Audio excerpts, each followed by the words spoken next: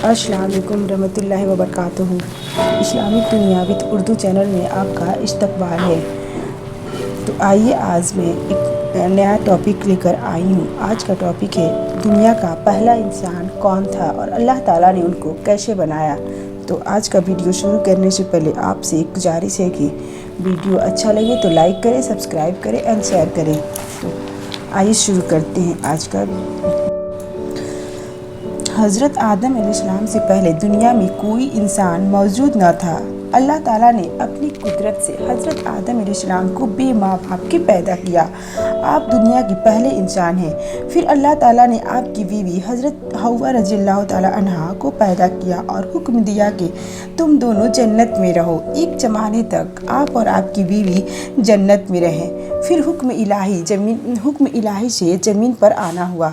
यहाँ आने के बाद हज़रत हव्वा से बेटा और बेटी पैदा होना शुरू हुए। जब औलाद की तादाद बहुत ज़्यादा हो गई तो हज़रत आदम अलैहिस्सलाम ने उनको कई जगहों पर बसाया। फिर अल्लाह ताला ने आपकी औलादों को बहुत से बेटे और बेटियाँ दी।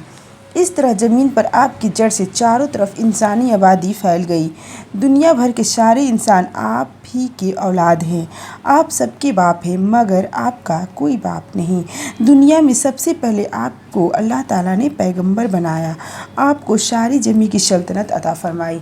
आप ज़मीन पर अल्लाह ताला की तरफ से हाकिम बन के रहे। अल्लाह ताला ने आपको 7 लाख ज़बानों का इल्म दिया था। आप अरबी, फ़ारसी, रूमी, सुरियानी, इब्रानी, अंग्रेज़ी, पंजाबी, मराठी, यूनानी, हर्मनी, जर्मनी, चीनी, जापानी, तुर्की, उर्दू, हिंदी वगैरह बोलते थे। दुनिया की तमाम बोलियां आप जानते थे।